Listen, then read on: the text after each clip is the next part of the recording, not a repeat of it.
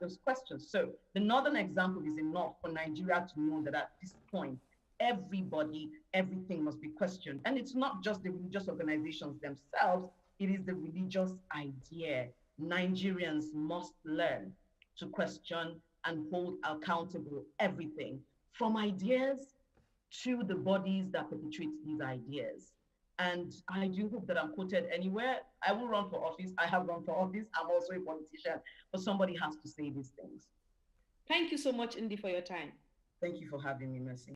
Indy said, I mean, if you listen to what Indy's argument is clearly the fact that there's been no, at best, actual accountability from the state does not mean the role of the state should not, the state should not be strengthened from what I got from what Indy said. Do you think she has a point? I think Indy said something that was very important, and she said these things are not competing, and we need reform, full stop. Okay, we need reform in the way the state is being run. We need reform in the way religious organizations are overseen and supervised. We just need root and branch reform to get rid of the rot. The rot is deep, okay, and it's pervasive.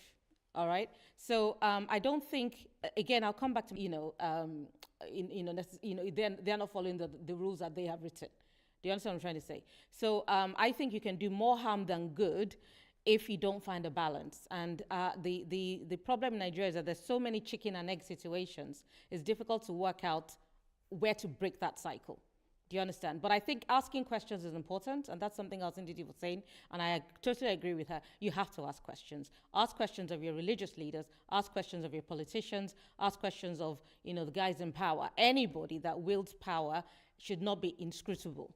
You have to be able to ask questions. They have to be able to give account for their actions. And I think when the whole Sorosoke movement started, I think it was an awakening of the fact that we have a civic responsibility as Nigerians to ask questions of those in authority and to hold them to account.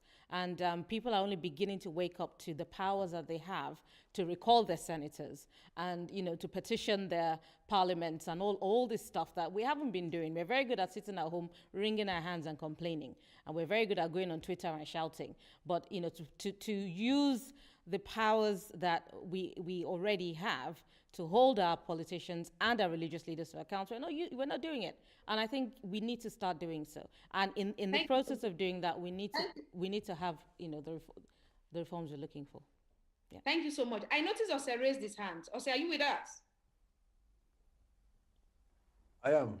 Yes. I just wanted to, throw the fox into the hen coop. In northern Nigeria or in Nigerian politics, and in democracies everywhere, it's supposed to be, a game of numbers. The majority has their way.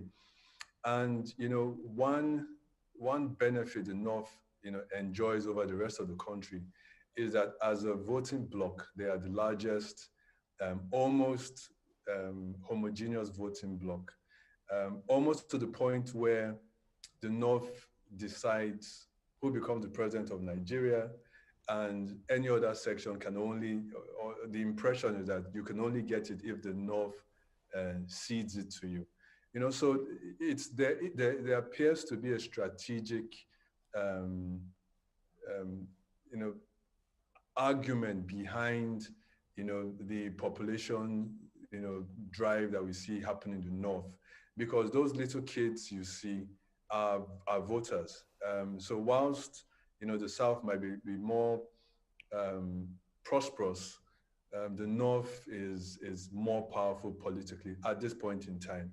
And, asking them to give up that power is something I don't see them doing. Perhaps can I just get a reaction from Tolulope before we get back to Ndi? Because I noticed Ndi is raising her hands as well.